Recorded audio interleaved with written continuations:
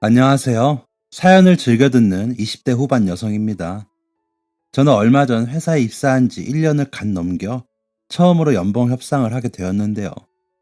회사에서 제 성과를 인정해 주셔 성공적으로 협상을 마치고 이만하면 괜찮은 인생을 살아왔다는 작은 자부심까지 생기게 되었습니다. 그리 오래 산 것도 아니고 그리 성공적인 커리어를 가진 것도 아니지만 정말 힘들고 가난하게만 살아온 제가 이렇게 사람처럼 살 수 있게 된 것만으로도 스스로를 칭찬해주고 싶었는데 문득 출퇴근길에 자주 듣던 이 채널에 제 이야기를 편하게 써보고 싶다는 생각이 들었어요.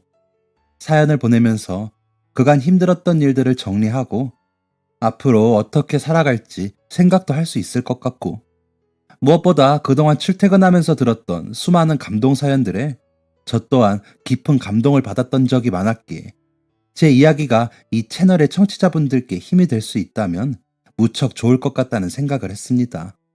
많이 부끄럽지만 어딘가 터놓고 말할 수 없었던 이야기를 지금이나마 풀어놓고 더 멋진 인생을 향해 도약해 보려고 해요. 사연을 보내주시는 다른 분들에 비해 나이가 많이 어리지만 저는 정말 순탄치 않은 인생을 살아왔습니다. 물론 쉬운 인생을 살고 있는 사람은 아무도 없을 테고 다들 각자만의 힘든 일을 겪고 단단해지는 게 인생살이라지만 저는 객관적으로 보았을 때도 불우한 과거를 가지고 있는 것 같아요. 일단은 정말 가난했습니다. 특히 성년이 되기 전까지 유년 시절부터 청소년기까지는 정말 돈이 너무너무 없어서 그 어린 나이에도 돈 생각에 숨이 막힐 정도였어요.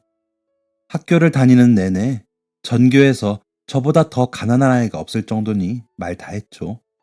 정말 너무너무 가난해서 매일 밤을 그냥 이대로 눈을 감고 다시 뜨지 않았으면 좋겠다고 생각했어요. 학교에 준비물이 있는 날은 더더욱 간절하게 빌곤 했어요. 준비물을 절대 마련할 수 없었기에 항상 학교에 가면 혼이 났거든요. 물론 제가 가난하다는 걸 알고 있는 선생님들은 그나마 혼내지 않고 친구들과 함께 나눠 쓰라고 말씀해 주셨지만 반 아이들 누구도 저와 함께 준비물을 나눠 쓰고 싶어 하지 않았기에 항상 혼자 남겨지곤 했습니다. 벗어날 수 없는 가난으로 친구 한 번 사귄 적이 없었고 처음에 친해진 친구들도 제가 잘 안 씻어서 냄새가 난다거나 급식을 개걸스럽게 먹는다거나 하는 소문을 내며 저를 따돌리곤 했습니다. 당연할지도 몰라요. 수도세를 못 내서 물이 끊기는 게 일상이었고 집에서 잘 못 먹으니 한 끼 배불리 먹을 수 있는 점심 식사에 집착한 것도 사실이었거든요. 그래도 아주 어릴 때 아버지가 계셨을 때는 이만큼 가난하진 않았습니다. 제가 태어나고 얼마 되지 않아서 어머니가 집을 나가 연락이 끊긴 뒤 아버지는 세를 내서 살고 있던 집을 정리하시고 지방에 계신 할머니 집으로 짐을 싸서 들어왔어요. 할머니 집은 새는 아니었지만 10평도 되지 않는 좁은 평수에 아버지가 어린 시절부터 한 번도 이사를 가지 않고 살았을 정도로 낡고 오래된 집이라 금방이라도 폭삭 무너질 듯 했어요. 시장에서 나무를 팔아 아버지를 키우셨던 할머니는 집을 고치거나 이사를 갈 수가 없었던 거죠. 다행히 할머니 집으로 들어오면서 아버지가 고장난 집을 대대적으로 수리해 줄 수 있었고 엄마가 필요했던 저도 할머니 손에 사랑받으면서 클 수 있었습니다. 그때도 무척 가난했지만 그런 대로 살아갈 정도는 되었던 것 같아요. 일단 저도 학교에 들어가기 전이고 가난해서 유치원도 다니지 않았으니 돈 나갈 일이 거의 없었고 건설 현장에서 일용직 근로를 했지만 무척 성실해서 항상 일이 있었던 아버지도 어느 정도 안정적인 수익을 확보할 수 있었으니까요. 어머니와 함께 살던 집을 정리하고 나니 월세 나갈 일도 없어서 아주 가끔은 제가 먹고 싶어 하는 음식으로 외식도 하는 사치도 부릴 수 있었습니다. 생각해보니 그때가 가장 돈 걱정하지 않고 편안하고 행복하게 살 수 있었던 것 같아요. 성실하고 가정적인 아버지와 인자하신 할머니 밑에서 넉넉하게 살진 않아도 마음만은 부자였습니다. 두 분이 정말 최선을 다해 저를 사랑해 주셨고 혹여 어머니의 빈자리를 느낀다거나 외로워하지 않게 최선을 다해 주셨거든요. 그 어린 나이에도 할머니와 아버지가 얼마나 고생하시는지 느껴질 정도로 두 분은 저 하나만을 위해 사셨습니다. 하지만 초등학교 입학을 얼마 남겨두지 않았을 때 아버지께서 갑작스러운 사고로 세상을 떠나셨습니다. 아버지가 계실 때도 가난했지만 그래도 그나마 세 식구 입에 풀칠하고 살 형편은 되었는데 아버지가 돌아가시면서 가정 형편이 크게 휘청이게 되었습니다. 아니, 휘청인 수준이 아니라 그냥 바닥으로 떨어지게 되었어요. 갑작스러운 아버지의 사망 소식에 큰 충격을 받은 할머니는 며칠을 알아 누우셨어요. 아버지가 일하던 건설 현장에서 위로금이랍시고 얼마 정도 돈을 주긴 했지만 턱없는 금액이었고 그때는 지금만큼 산재보험이 당연시 되지 않던 시절이라 산업재해로 인정을 받으려면 회사와 싸움을 벌여야 했어요. 평생을 시장에서 나물만 팔아 돈을 벌었던 할머니는 아버지의 목숨과 맞바꾼 돈이 너무나 턱없어 억울했지만 아는 것도 없고 어떻게 해야 할지도 몰라 그저 알아누워서 한없이 눈물만 흘렸습니다. 지금까지도 그 어릴 때 기억이 어제의 일처럼 분명하게 생각이 나요. 아버지는 장례 치를 돈도 모자라 황급히 화장을 하고 할머니는 집에 돌아와서 며칠 동안 식음을 전폐하고 누워서 꼼짝도 하지 않고 눈물만 흘리던 기억이요. 아버지가 돌아가셨다는 사실을 완벽히 이해할 수 없을 정도로 어렸던 저는 처음엔 무슨 영문인지 몰라 어리둥절했지만 할머니가 저를 안고 몇 날 며칠을 목 놓아 우시는 게 많이 무서웠고 아침에 나간 아버지가 돌아와서 할머니를 달래주길 바랬지만 아무리 기다려도 아버지가 오지 않자 차츰차츰 실감을 하기 시작했던 것 같습니다. 앞으로 아무리 기다려도 아버지는 다시는 집으로 돌아오지 않는다는 사실을 깨닫고 나서는 저도 할머니 옆에서 한참을 울었던 것 같아요. 어린 나이에도 앞으로 어떻게 살아야 할지 모른다는 생각이 앞이 캄캄해지는 것만 같았어요. 처음엔 아버지를 따라가야겠다는 나쁜 생각도 하셨다는 할머니는 문득 옆에 같이 누워있는 저를 보고 정신을 퍼뜩 차리셨다고 해요. 아버지를 잃은 슬픔에 할머니가 밥도 안 주고 며칠을 누워서 울고만 있는데 제가 배고프다고 보채지도 않고 그냥 삶을 포기한 것처럼 보였다고요. 처음에는 할머니를 따라 목이 쉬도록 같이 울었는데 기력을 다 하고 나서는 그냥 제가 다 포기하고 미동도 없이 누워서 눈만 껌뻑이고 있는 걸 뒤늦게 발견하신 할머니는 그대로 자리를 털고 일어나셨습니다. 만약 내가 혼자였으면 뒤도 안 돌아보고 너희 아버지를 따라갔을 텐데 현지 네가 옆에 그렇게 가만히 누워있는데 내가 정신이 확 드는겨.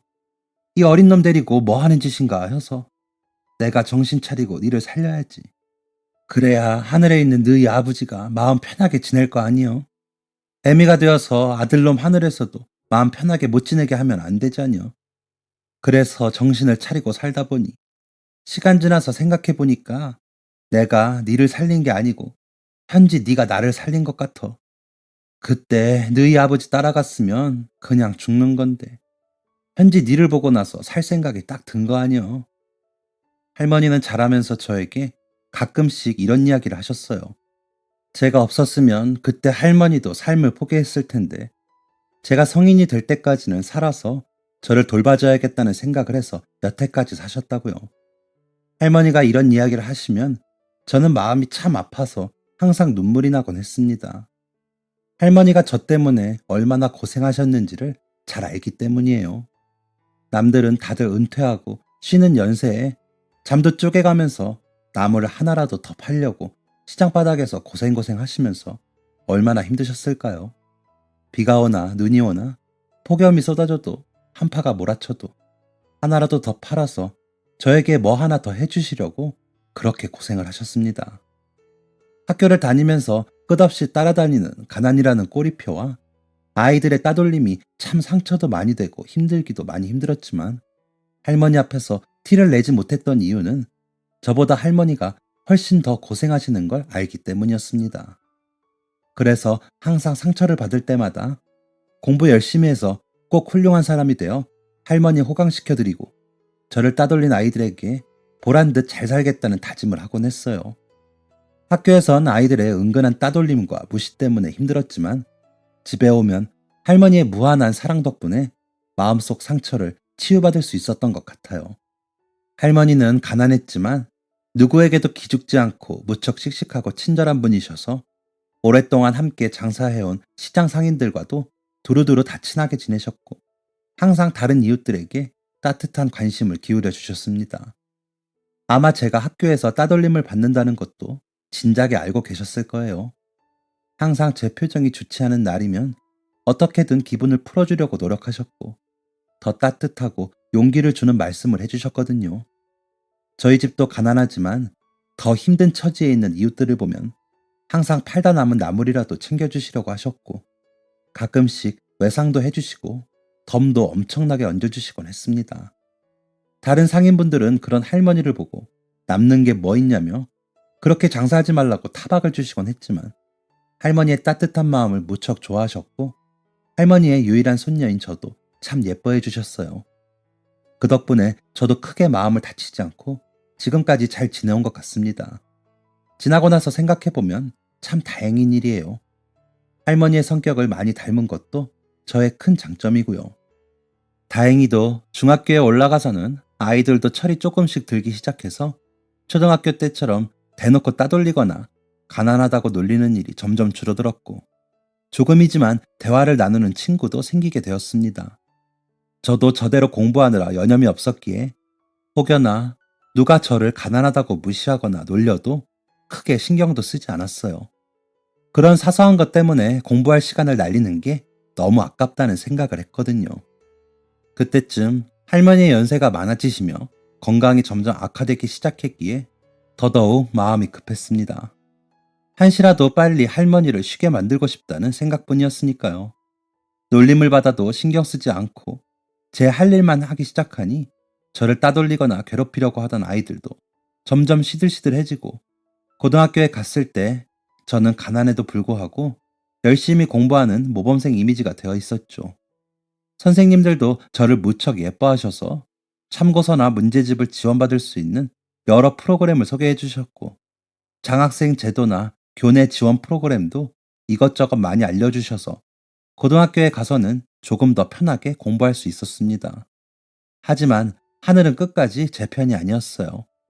돈 많이 벌어서 할머니 호강시켜드리겠다는 작은 꿈만 가졌을 뿐인데도 고등학교를 졸업하기도 전에 할머니가 돌아가시고 말았습니다. 며칠 동안 심한 감기 몸살에 걸렸던 할머니는 제가 그렇게 만류해도 끝끝내 시장에 나가서 나무를 파시더니 유독 추위가 심하던 밤을 견디질 못하고 잠자리에 드셨다가 끝내 눈을 뜨지 못하셨어요. 아침에 아무리 불러도 눈을 뜨지 않는 할머니를 마주했을 때 저는 세상이 끝난 것만 같았습니다. 그 뒤로는 그렇게 열심히 하던 공부도 그만두고 학교도 거의 나가지 않았어요. 선생님들이 저희 집도 찾아오시고 공부를 포기하지 말라고, 어떻게든 수능을 쳐서 대학에 가라고 그렇게 말씀하셨지만 귀에 아무것도 들리지 않았습니다. 저는 제 인생을 위해서 공부한 것도 아니고 특별히 뭐가 되고 싶었던 것도 아니었으니까요. 그저 할머니 조금이나마 편하게 살게 해드리고 싶어 끝없이 공부한 건데, 할머니가 더 이상 제 곁에 없으니 공부할 이유가 없었어요. 공부를 하고 싶지도 않았고, 오히려 왜 그렇게 미련하게 공부하고 살았나 스스로에게 화까지 치밀더군요. 물론 없는 형편에 할머니 건강도 좋지 못해서 학교가 마치면 불이 나게 달려가 장사 도와드리고 집안일도 대신하고 하느라 공부할 시간도 없었고, 다른 친구들처럼 참고서나 문제집 마음껏 사거나 학원을 다니지 못하는 제 신세가 처량하게 느껴질 때도 있었어요. 아무 걱정 없이 공부만 집중할 수 있는 또래 아이들이 못 견디게 부러웠던 때도 있었습니다. 하지만 할머니가 돌아가시고 나니 그 모든 서러움은 온데간데 없고, 어차피 이렇게 될 거였으면 조금이라도 빨리 돈을 벌기 시작해서 할머니 편하게 해드릴 걸 하는 후회만 들더군요. 할머니는 끝까지 저 뒷바라지 한다고 쉬지도 못하고 돌아가셨으니 죄스러운 마음이 더 컸습니다. 그렇게 모든 걸 놔버린 채 살다가 그래도 졸업은 해야겠다는 마음에 겨우 출석만 맞춰 고등학교를 힘들게 졸업했어요. 할머니가 돌아가셨을 때 제 나이가 만으로 18세가 되고 얼마 안 되었을 때라 시설로 갈 수도 없어 당장 제 밥벌이를 하고 살아야 했기 때문에 참 힘들었습니다. 바로 아르바이트를 시작해 안 해본 일이 없을 정도로 많은 일을 했습니다. 특히 생전 할머니와 친하게 지내고 저를 많이 예뻐해 주셨던 시장 상인분들이 명절 대목이나 연휴에 불러 일을 시켜주시기도 했고, 아는 가게에 소개시켜 주시기도 하셔서 감사하게도 일을 금방 구할 수 있었어요. 지나가 보니 가장 힘이 되었던 게 시장 상인분들인 것 같아요. 다들 제 사정을 뻔히 아는 분들이라 오며 가며 밥도 챙겨주시고 명절이면 혼자 보내는 게 마음이 쓰이시는지 떡국이라도 끓여 먹으라고 조금씩 더 얹어주시는 분들도 계셨어요. 제가 안 받겠다고 하면 다들 웃으시면서 할머니께 외상값 많이 달아놨는데 못 갚았다며 공짜로 주는 게 아니고 그때 할머니가 친절 베푸신 걸 갚는 거라며 말씀을 하시더군요. 상인분들께 그런 이야기를 들으며 할머니에 대한 추억을 되새길 수 있어 좋았습니다.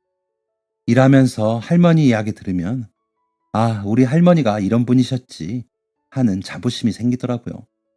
갑작스럽게 떠난 할머니에 대한 슬픔이 그런 자부심으로 많이 치유가 되고 저 또한 할머니처럼 씩씩하게 살아야겠다는 생각이 들었어요. 처음 할머니가 돌아가셨을 때는 옛날 할머니가 그러셨던 것처럼 돌아가신 할머니, 아버지 따라가야겠다는 생각까지 들었는데 또 할머니와 함께 일했던 분들께 할머니 이야기를 듣다 보니 정신이 퍼뜩 들었습니다. 한 번은 공부 잘한다고 시장에 소문이 자자했던 제가 수능도 안 치고 대학도 포기했다는 이야기를 하자 일하시는 분들이 더 안타까워 하시면서 한마디씩 하시더군요. 나물 할매가 뭐 때문에 그렇게 힘들게 나물 팔고 살았는데 할매 돌아가셨다고 공부를 놓으면 쓰나? 지금은 돈 벌기도 힘들고 서럽겠지만 그래도 조금이라도 젊을 때 다시 한 번 더 시작해봐. 나중에는 공부하고 싶어도 머리가 안 돌아가서 못한다. 나물 할매가 너 공부하는 걸 그렇게 좋아했는데 그렇게 자랑스러워했는데 다들 한결같이 그렇게 말씀하시는데 생각해보니 그 말이 맞다는 생각이 들었습니다. 사실 시장 상인분들이 다들 너무 좋으신 분들이라 해도 언제까지 이렇게 아르바이트만 하고 살 수는 없는 거고 앞으로 어떻게 살지도 생각해봐야 하는 거잖아요. 무엇보다 할머니가 시장에서 제가 공부 잘한다고 그렇게 자랑을 하고 다니시고 제가 공부하는 걸 그렇게 좋아하셨다는 이야기를 들으니 더더욱 포기하면 안 되겠다는 생각이 들었습니다. 고생만 하고 가신 우리 할머니, 지금쯤 아버지와 만나셨을 텐데 저 때문에 또 다른 근심과 걱정을 안겨드릴 순 없으니까요. 하지만 현실적으로 생업을 포기하고 대학을 다니는 건 많이 힘든 상황이었습니다. 당장 돈이 없으면 먹고 살기가 막막했고 무엇보다 어마어마한 학비를 감당할 능력이 없었으니까요. 학자금 대출을 받거나 장학금을 받으면 방법은 있겠지만 학창시절 돈 걱정 없이 공부만 하던 친구들을 따라잡기가 너무 벅찼던 기억이 나서 두려움이 생겼고 대출을 하자니 지금 있는 빚도 감당하기가 힘든 지경이라 도저히 엄두가 나질 않았습니다. 방법을 찾다가 인터넷에서 한 회사의 채용 공고를 보게 되었어요. 집에서 가까운 지역에 있는 회사였고 고졸 전형을 채용하고 있었는데 회사 복지에 회사와 계약이 되어 있는 사이버 대학 학비를 지원해준다는 항목이 포함되어 있었습니다. 그 공고를 본 순간 이거다 하는 생각이 들었어요. 하늘에서 할머니가 지켜보시고 길을 만들어주신 것처럼 캄캄하게 막혀만 있던 제 미래가 트이는 듯한 기분이 들었습니다. 당시 바로 채용 공고에 지원하기엔 제가 가진 능력이 없고 필요한 자격증도 겸비하지 못해서 일단 다음 채용을 노리고 바로 자격증 공부부터 시작했습니다. 낮부터 밤까지 아르바이트를 하고 밤늦게 돌아와서는 자격증 공부에 매진하느라 하루에 2~3시간 자는 게 고작이었지만 할머니가 돌아가신 이래 처음으로 행복하다는 생각이 들었습니다. 이전에는 마음의 여유가 없이 빨리 할머니를 호강시켜 드려야 한다는 강박관념에 허벅지를 찔러가며 공부했는데 처음으로 직장인이 된 제 미래를 생각하며 공부를 하니 잠도 오지 않더라고요. 그저 저를 위해서 공부하는 것 자체가 좋았던 것 같아요. 그렇게 자격증 공부에 매진하던 어느 여름날이었습니다. 그날은 아침부터 우중충했는데 점심이 되자 비가 쏟아지기 시작했어요. 자격증 시험이 얼마 남지 않은 날이라 일하던 식당 사장님이 감사하게도 근무를 단축해 주셔서 저는 오전에만 일을 하고 불이 나게 집에 달려가 마지막으로 중요한 요점을 훑어보려는 참이었어요. 그런데 저희 집 근처 버스 정류장에 다 와갈 때쯤 이상하게 차가 밀리더라고요. 차가 많지 않은 동네라 밀릴 일이 없는데 이상하다 생각하고 있는데 나중에 내려서 보니 폐지 줍는 할머니께서 비를 맞으며 황급히 리어카를 끌고 가다가 그만 도로에 폐지를 쏟아버렸던 걸 알게 되었습니다. 급하게 폐지를 주워서 다시 리어카에 올리려고 했는데 비도 많이 오고 당황해서 손이 자꾸 헛돌았고, 그래서 화가 난 운전자들이 경적을 울리자 힘들게 모아온 폐지들을 포기하고 그냥 한쪽 도로로 치워 놓으셨더라고요. 몸도 작고 여인 할머니께서 비를 쫄딱 맞으며 차가 오지 않을 때 다시 도로로 나가서 폐지를 주워서 힘들게 들고 오시는데 참 안 되었다는 생각이 들었습니다. 조금이나마 시간을 쪼개 공부를 해야 했지만 축 처진 할머니 어깨를 보는데 왜 그리 돌아가신 저희 할머니 생각이 나던지요. 저도 모르게 할머니 옆으로 가서 함께 폐지를 주워 리어카에 올려드리고 돌아왔습니다. 폐지 줍는 할머니는 작고 여인 몸뿐만 아니라 얼굴 생김새도 저희 할머니를 닮아 선한 눈을 가지고 계셨어요.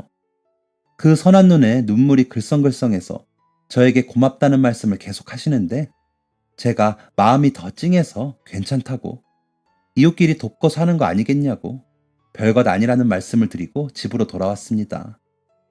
함께 폐지를 주워 올리느라고 저도 온몸이 비에 쫄딱 젖었는데 찝찝하기는커녕 오히려 개운하더라고요.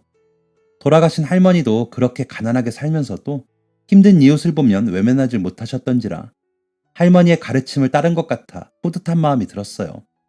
그렇게 폐지 줍는 할머니와의 인연이 시작되었습니다. 그 뒤로도 동네에서 폐지 할머니를 자주 만나게 되었습니다. 이전까지는 제가 살기에만 바빠 주변 사람들에게 관심을 크게 두지 않았는데 할머니와의 인연이 시작되고 나니 그동안 알아채지 못했던 할머니를 제가 먼저 발견하게 되더라고요. 가끔 인사를 할 때도 있었지만 대체로 그저 멀리서 할머니가 폐지를 줍는 모습을 지켜보다가 집으로 돌아가곤 했습니다. 그냥 멀리서 할머니를 지켜보고 있는 것만으로도 돌아가신 할머니를 만나는 것처럼 마음이 푸근해졌어요.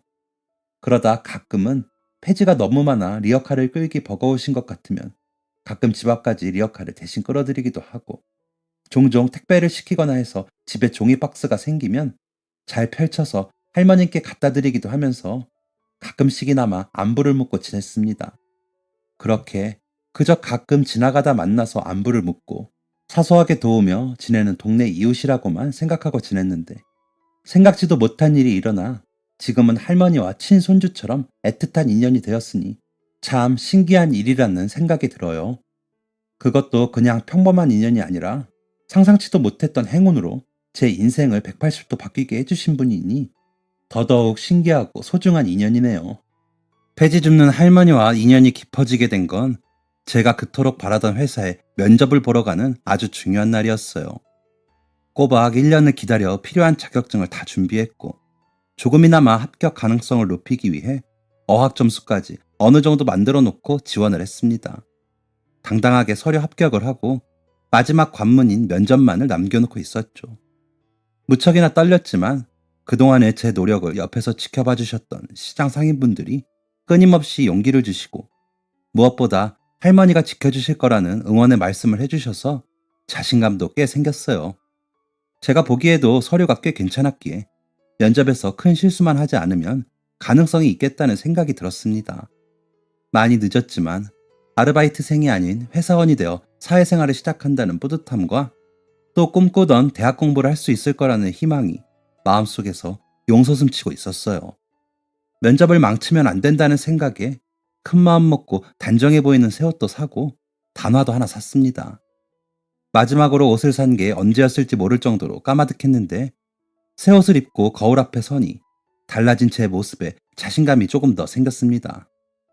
오늘 하루만을 바라보고 힘들게 공부했던 1년의 결실을 꼭 맺고 말겠다며 이른 아침부터 거울을 보고 다짐했어요. 절대 실수하지 않고 합격하겠다고 말입니다. 혹시 면접을 보러 가는 시간에 차가 밀릴까 싶어서 조금 일찍 출발했어요. 일기예보에서 최근 들어 가장 혹독한 한파가 몰아친다는 소식이 있었고 오전부터 흐리며 강풍이 몰아치더니 문을 나서는 순간부터 조금씩 눈발이 날리기 시작했습니다. 눈발이 금방 그칠 것 같아 보이지 않아 조금 여유를 두고 나오길 잘했다고 생각했어요. 길 곳곳에 얼어있는 곳도 있어서 혹시 넘어져서 옷이 더러워질까 조심조심 걷고 있었습니다. 면접장으로 버스를 타려고 기다리며 혹시 채용이 된다면 이 버스를 타고 매일 출퇴근하겠지 하는 생각을 하며 혼자 가슴 설레어하고 있었어요. 그때였습니다. 차도 너머로 리어카를 끌고 폐지 줍는 할머니가 조심조심 걸어오는 게 보였어요. 이렇게 날씨가 추운 날이면 좀 쉴만도 한데 오늘도 어김없이 리어카를 끌고 나오신 할머니가 대단하다는 생각도 들면서 한편으로는 안타깝더라고요. 먼 발치서 그렇게 마음 아파하면서 할머니를 지켜보고 있었는데 뭔가 할머니가 걷는 게 이상하다는 생각이 들었어요. 평소에도 조심조심 하시며 느리게 리어카를 끌긴 했지만 오늘은 뭔가 더 불편한 듯 이동하는데 한참이 걸리는 겁니다. 혹시 어딘가 다치셨나 해서 유심히 지켜보다가 할머니가 신발 한 짝을 신고 있지 않다는 사실을 깨달았어요. 한 짝뿐인 신발도 얇은 천으로 만들어진 데다 구멍이 잔뜩 나 있어서 신발이라고 볼 수 없을 정도로 처참했습니다. 구멍난 신발 안으로는 새빨갛게 언 맨발이 보이고 신발을 신고 있지 않은 오른쪽 발은 이미 오랫동안 찬바람을 맞아서 얼다못해 퉁퉁 부어있더라고요. 그 모습을 보는 순간 버스 시간이 얼마 남지 않았음에도 얼른 뛰어가 건너편 할머니가 계신 곳으로 달려갔어요. 제가 급하게 달려오니까 할머니께서도 놀라셨는지 의아한 눈빛으로 바라보시더라고요. 할머니, 신발은 어디 두고 이 추운 날에 맨발로 다니세요? 의아한 눈빛으로 절 바라보시던 할머니가 책망하듯 높아진 제 목소리에 조금 부끄러우신지 얼굴을 살짝 붉히셨습니다. 그리곤 이렇게 말씀하셨어요. 아유, 신발이 다 찢어져서 신을 수가 없어서. 그래도 돈은 벌어야 하루를 사니까. 이 정도는 괜찮어. 집에 가서 따뜻한 물에 씻으면 좀 나어. 제가 혼내는 것도 아닌데 기어들어가는 목소리로 말씀하시던 할머니는 제 옷차림을 보고는 어디 중요한 데 가는 거 아니냐며 신경 쓰지 말고 얼른 가라며 손사래를 치셨습니다. 그런 할머니를 보자 너무 돌아가신 저희 할머니 생각이 나서 눈물이 나지 뭐예요. 아무리 추워도 저 하나 먹여 살린다고 손발 빨갛게 얼어 터져가며 나물 팔았던 할머니가 눈앞에 아른거렸습니다. 한겨울에도 살얼음 낀 물에 나물을 씻는 할머니에게 추워 죽겠는데 좀 대충 씻고 얼른 팔고 오면 안 되냐고 잔소리한 적이 있었어요. 그랬더니 할머니가 온화하게 웃으시며 아무리 몸이 힘들어도 자기 일하는 거 게을리하면 안 되고 뭔가를 팔려면 좋은 것만 팔아야 한다며 하셨던 기억이 나네요. 폐지 줍는 할머니도 신발이 찢어져 신을 수 없게 되었을 망정 하루하루 성실하게 일하시는 걸 멈추지 않으시는 거잖아요. 그 생각을 하니까 도무지 할머니를 못 본 척하고 면접장에 갈 수가 없었습니다. 이대로 면접장에 가도 면접을 망치게 될 것 같았어요. 뒤돌아 생각할 것도 없이 바로 신고 있던 신발과 양말을 벗어 할머니께 신겨드렸습니다. 당황한 할머니가 그러지 말라고 만류하셨지만 끝끝내 신겨드리고 얼른 집으로 달려갔어요. 신발을 신겨드리고 돌아설 때 할머니 눈가에 눈물이 맺혀 있는 걸 보고 무시하고 면접장에 갔으면 후회했을 거라는 생각이 들더군요. 시간이 없어 신발만 신겨드리고 황급히 돌아서 집으로 달려갔습니다. 집으로 가는 잠깐 동안만 맨발로 다녔을 뿐인데도 발이 빨갛게 얼고 무척 아프더라고요. 할머니는 얼마나 힘드셨을지 상상도 할 수 없었습니다. 옳은 일을 했다는 생각에 마음이 가벼워졌지만 집에 도착했을 때 이미 많이 늦은 상황이었어요. 황급히 젖은 발을 닦고 양말을 갈아 신고 그나마 괜찮아 보이는 신발을 찾아 불이 나게 신고 나왔음에도 버스 정류장에 도착했을 땐 이미 시간이 한참 지나 있었어요. 제 마음도 모르는지 눈은 더 많이 쏟아져서 버스는 더더욱 느리게 달렸습니다. 타는 속을 부여잡고 최대한 빨리 갈 수 있는 방법을 동원하여 면접장에 도착했을 때는 정말 많이 늦어버렸어요. 돌이킬 수 없을 만큼 늦었다는 걸 깨닫고 나서는 하염없이 눈물만 흐르더라고요. 버스 아닌데도 남들 시선을 의식할 수도 없을 만큼 절망스러워서 그냥 엉엉 울기만 했습니다. 끝내 포기하지 않고 면접장까지 달려갔지만 문은 굳게 닫혀 있었고 아무 사람이나 붙잡고 한 번만 면접을 보게 해주면 안 되겠냐 애걸복걸했지만 소용이 없었습니다. 1년 동안 준비한 모든 고생이 물거품이 되어 사라지고 만 거예요. 무슨 정신으로 집으로 돌아왔는지 모르겠습니다. 집에 도착했을 때는 이미 밤이 되어버렸고 저는 퉁퉁 부은 눈으로 기진맥진해서 모든 걸 다 포기해버리고 싶다는 생각이 들었어요. 제 인생도 호락호락하지 않은데 왜 남을 돕겠다고 나서서는 결국 제 목도 못 챙기고 이렇게 되어버린 건지 스스로가 참 원망스럽더라고요. 그 뒤로는 아르바이트도 가지 않고 또 할머니가 돌아가신 그때처럼 절망에 빠져 며칠 동안 집안에 틀어박혀 누워만 있었어요. 아마 그렇게 일이 끝났으면 제 인생은 지금과는 많이 다른 아주 어두운 인생이 되었겠죠. 하지만 하늘에서 할머니가 저를 보고 칭찬이라도 해주시듯 거짓말 같은 일이 일어나기 시작했습니다. 며칠 뒤 처음 보는 번호로 전화가 걸려왔어요. 걸려올 전화가 없었기 때문에 저는 그냥 스팸 전화거나 시장 상인분들 중 하나겠거니 생각하면서 별 생각 없이 받았습니다. 그런데 전화하시는 분이 한 지역 신문사의 기자라고 본인을 밝히시더라고요. 신문사에서 전화 올 일이 없었기에 조금 불안한 마음 반, 의아한 마음 반으로 전화를 이어갔어요. 다름이 아니라 며칠 전 할머니께 신발을 신겨드리는 제 모습을 버스 정류장에 있던 누군가가 사진으로 찍어서 신문사에 제보를 한 모양이더군요. 어떻게 제 번호를 알았냐 여쭈었더니 사진 속의 할머니를 찾는 게 그리 어려운 일은 아니었다고 하시더라고요. 후에 할머니가 시장 상인분들이 제 전화번호를 알 거라고 말씀해 주셨고 바로 시장에 가서 전화번호를 알아냈답니다. 사진을 보시고 시장 상인분은 박수를 치며 좋아하셨다고 말씀하시더라고요. 추운 겨울 사람들의 마음을 따뜻하게 녹여주는 아름다운 사진이라 신문에 게시를 하고 표창을 하고 싶다는 상상치도 못했던 말씀에 어둡기만 했던 제 마음에 조금씩 절망이 거쳐가기 시작했습니다. 그래, 나는 비록 면접은 못 봤지만 옳은 일을 했다는 뿌듯함이 조금씩 생기더라고요. 이후로 신문사 건물에 가서 직접 표창장도 받고 사진도 찍으면서 후속 기사도 올라왔어요. 가고 싶은 회사에 취직은 하지 못했지만 이렇게 옳은 일 했다고 상도 받고 칭찬 기사도 올라오니 용기가 생기더라고요. 이렇게 힘들게 살았지만 어려운 이웃을 외면하지 않은 사람으로 자랄 수 있어 다행이라는 생각도 들고요. 다시 한번 털어내고 한 번 더 취직에 도전해보자는 마음이 들었습니다. 그 회사는 저와 인연이 아니었던 거라고 생각하고 회사는 많고 대학에 갈 수 있는 기회도 많다고 긍정적으로 생각하려고 했어요. 그래서 또 다른 자격증을 따기 위해 알아보고 있던 와중에 가고 싶었던 회사의 사장님께서 전화가 걸려왔습니다. 여보세요? 이현지 씨 맞으신가요? 다름이 아니라 얼마 전 채용 지원 주셨던 행복회사의 사장 김문식이라고 합니다. 생각도 못했던 전화에 깜짝 놀라 얼른 자세를 고쳐 앉으며 대화를 이어나갔습니다. 그런데 사장님이 지역 신문에 난 제 기사를 읽으셨다며 괜찮으면 늦었지만 회사에 채용하고 싶다는 믿기지 않는 이야기를 하실지 뭐예요.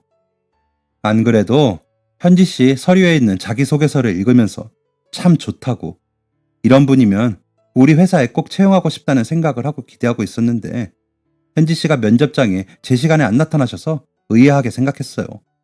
이런 좋은 분이면 더 좋은 곳에 갔겠거니 생각했는데 후에 지각인 걸 알고 제가 사람을 잘못 볼 리가 없는데 이상하다고 생각했습니다. 도저히 지각을 하실 분으로 보이지 않았거든요. 그런데 며칠 전 우연히 기사를 읽고 그날의 전말을 알게 되었습니다. 지각을 할 수밖에 없었던 이유에 대해서도요. 그날 면접에 마땅한 인재가 없어서 저희로서도 곤란했는데 기사를 읽자마자 현지 씨를 채용해야겠다는 생각이 들었어요. 그때 면접을 보지 못해서 마음이 많이 상하셨을 텐데 이렇게 늦게나마 채용하고 싶다는 연락을 드립니다. 혹시 괜찮으시면 저희 회사에서 일해 주시지 않겠어요? 저희로서는 놓치고 싶지 않은 인재입니다. 사장님이 그렇게 말씀해 주시는데 눈물이 펑펑 쏟아졌습니다. 그동안 힘들게 살던 제 인생에 대한 서러움, 그리고 할머니를 도와드리고 면접장에 가지 못하게 되었을 때 느꼈던 절망감이 한데 뭉쳐져서 녹아내리더군요.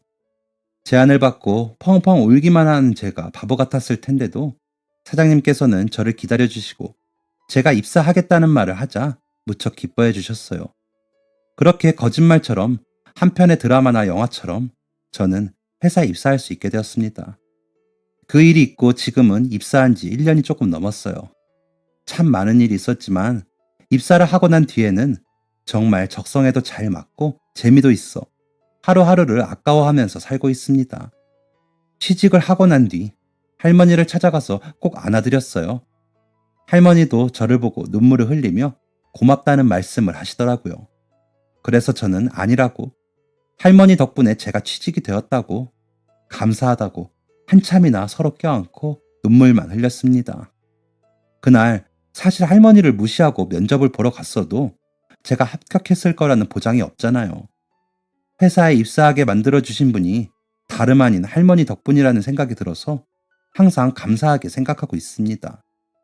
감사한 마음에 첫 월급을 받고는 할머니 집의 보일러에 기름도 가득 넣어드렸고 따뜻한 내복과 양말도 사드렸어요. 아, 그리고 예쁜 털신도 하나 사드렸습니다. 그렇게 할머니와 더더욱 친밀한 관계가 된 지금은 거의 친손주와 친할머니처럼 끈끈한 사랑을 이어가고 있습니다. 저희 할머니가 돌아가시고 혼자 밥 먹는 게 무척 외로웠는데 이제는 웬만하면 할머니와 함께 밥을 먹어요.